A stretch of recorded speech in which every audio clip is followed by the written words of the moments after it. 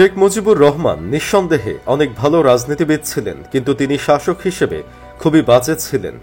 এমনকি রাজনীতি করে যে আকাশচুম্বী জনপ্রিয়তা পেয়েছিলেন, শাসন ক্ষমতায় এসে সেটাও নষ্ট করেছেন। অপরদিকে জিয়াউর রহমানের জনপ্রিয়তার শেষ ছিল না। জিয়া ছিলেন নিতান্তই একজন মাটির মানুষ। সাধারণ মানুষের সাথে তিনি মিশে যেতেন অবলীলায়। সাদা কালোর আজকের ভিডিওতে আলোচনা করব জিয়া নাকি মুজিব, কার শাসনামলে মানুষ সবচেয়ে বেশি সুখে ছিল, শাসক হিসেবে কে সেরা ছিলেন। চলুন বিস্তারিত জেনে নেওয়া যাক। শেখ মুজিব এবং জিয়াউর রহমান এই দুজনকেই বাংলাদেশ প্রতিষ্ঠার পথিকৃৎ হিসেবে ধরা হয়। এজন্য প্রশ্ন চলেই আসে, শাসক হিসেবে আসলে কে সেরা ছিলেন? অনেক বিশেষজ্ঞরাই বলছে, সাধারণ রাজনীতিবিদ হিসেবে মুজিব একরকম ছিলেন আর শাসক হিসেবে ছিলেন আরেক রকম। শাসক হবার পর শেখ মুজিবুর রহমানের অবস্থা এত বাজে হয়েছিল যে নির্বাচনে কারচুপি করে জিততে হয়েছিল। এমনকি সে সময় জাসদের প্রেসিডেন্ট প্রার্থীকে অপহরণও করা হয় যাতে নির্বাচন না করতে পারে। অপরদিকে জিয়াউর রহমান যখন ক্ষমতা দখল করেন তখন দেশে রাজনৈতিক অস্থিতিশীলতা চরমে ছিল। জিয়াউর রহমানের সময় বাংলাদেশ প্রথম রাজনৈতিক স্থিতিশীলতা অর্জন করে।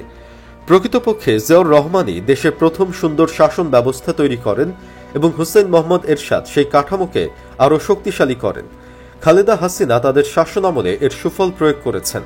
তিনি অসাধারণ দক্ষতার সাথে পরিস্থিতি সামাল দিয়েছেন এবং একই সাথে ভারত এবং পাকিস্তানের সাথে সুসম্পর্ক বজায় রাখেন। আমেরিকার সাথে ভালো সম্পর্ক গড়ে তোলেন। সে সময় ভারতের বিজেপি সরকারের সাথে কূটনৈতিক সম্পর্ক ভালো করেন এবং ভারতের সহায়তায় সীমান্তে বাংলাদেশের বিদ্রোহীদের দমন করেন। তিনি পাকিস্তানের প্রেসিডেন্ট ও ভারতের মোরারজি দেশাইয়ের কাছে প্রথম সার্ক সংগঠন গড়ে তোলার চেষ্টা করেন। তারা জিয়াউর রহমানের প্রস্তাবের বিষয়ে ইতিবাচক ছিলেন। পাহাড়ে বাঙালি বসতি বৃদ্ধি করার মতো বিতর্কিত কিন্তু প্রয়োজনীয় সিদ্ধান্ত বাস্তবায়ন করেন। আবার পাহাড়ি অবাঙালিদের কথা চিন্তা করে জাতীয়তাবাদ বাঙালি থেকে বাংলাদেশি করেন। জিয়াউর রহমান যেভাবেই ক্ষমতায় আসুক না কেন, তিনি ব্যক্তিগতভাবে সৎ ছিলেন। বিভিন্ন অঞ্চলে গিয়ে খালকাটা সহ অনেক উন্নয়ন কর্মসূচি পালন করেন। হুমায়ুন আহমেদ দেয়াল উপন্যাসে তার সততার বর্ণনা দিয়েছেন। জিয়াউর রহমান মারা যাওয়ার পর তার ব্যক্তিগত কোনো সম্পদ পাওয়া যায়নি যা দিয়ে পরিবার কোনো রকমে চলতে পারবে। এজন্য হুসেইন মোহাম্মদ এরশাদ খালেদা জিয়াকে ক্যান্টনমেন্টে মাত্র 1 টাকার বিনিময়ে একটা বাড়ি দিয়েছিলেন। সেই বাড়িটা পরে আওয়ামী লীগ সরকার ভেঙে ফেলে। এ থেকেই বোঝা যায় ব্যক্তিগত সততার দিক থেকে জিয়াউর রহমানের সমতুল্য কোনো শাসক এই অঞ্চলে ছিল না। জিয়াউর রহমান আরব বিশ্বের সাথে সুসম্পর্ক গড়ে তোলেন।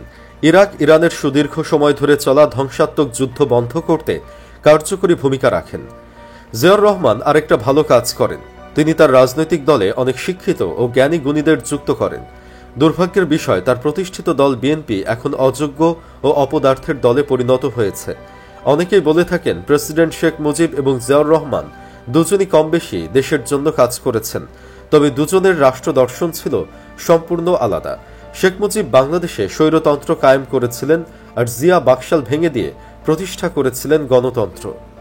শেখ মুজিবের দমন পীড়ন, খুন, গুম আর দুর্নীতির মাত্রা ছাড়িয়ে গেলে সেনা সদস্যরা তাকে হত্যা করে। অন্যদিকে জিয়া হত্যার প্রেক্ষাপট ছিল সম্পূর্ণ ভিন্ন।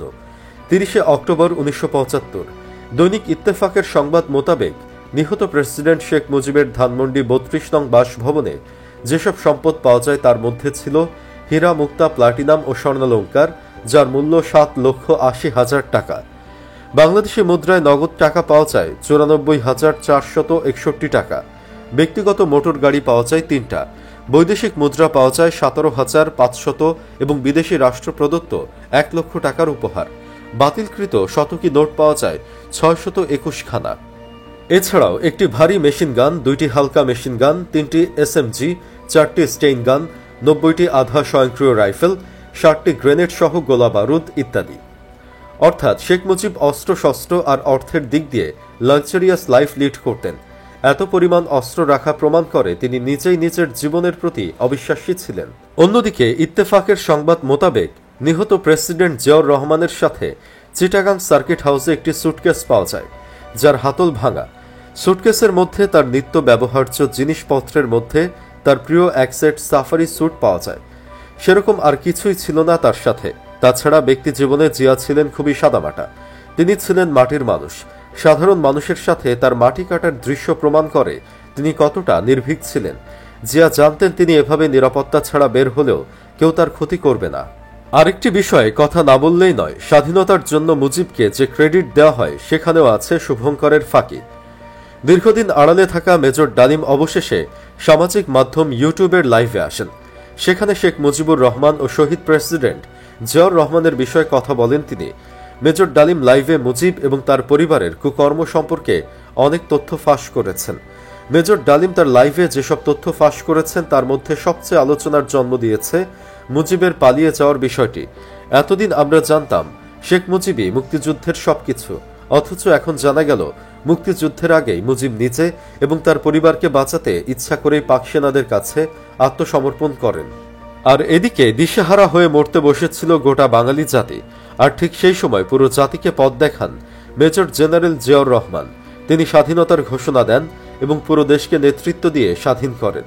আর মুজিব যুদ্ধের পর দেশে ফিরে হয়ে যান মুক্তিযুদ্ধে সর্বাধিনায়ক। মেজর ডালিম লাইভে বলেন, তথাকথিত নেতারা যখন ভারত পালিয়ে গেল, ছিল না যখন কেউ নেতৃত্ব দেওয়ার, সমঝোতা নিয়ে সবাই ব্যস্ত। পাকিস্তান বাহিনী যখন বাঙালির ওপর হামলে পড়েছিল, তখন মেজর জিয়ার থেকেই স্বাধীনতার ঘোষণা আসে। আমি তখন পাকিস্তান আর্মিতে। মেজর জিয়ার ঘোষণা শুনে মনে হলো আর বসে থাকার সময় নেই। আমরা তখনই পাকিস্তানের বিরুদ্ধে যুদ্ধে নেমে গেলাম। মেজর ডালিম বলার আগেও শেখ মুজিবের এক সময়ের বন্ধু তাজউদ্দিন আহমেদ তার নেতা ও পিতা বইয়ে লিখে গেছেন, শেখ মুজিব 25 মার্চ ইচ্ছাকৃত গ্রেফতার হয়েছেন। তিনি স্বাধীনতা ঘোষণা দিতে অস্বীকৃতি জানান।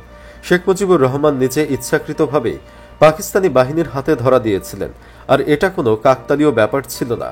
পূর্ব পাকিস্তানের পরিকল্পনা অনুযায়ী শেখ সাহেব এরকমটি করেছিলেন। মূলত তার উদ্দেশ্য ছিল পাকিস্তানের প্রধানমন্ত্রী হওয়া। এজন্য বরাবরের মতোই তিনি পাকিস্তানের বিরুদ্ধে যেতে চাইতেন না। চিন্তা করুন, মুজিব লোকটা কতখানি ক্ষমতালোভী ছিলেন। মানে মুজিব এতটাই ক্ষমতালোভী ছিলেন যে পাকিস্তানের সাথে হাত মেলাতেও কার্পণ্য করেননি।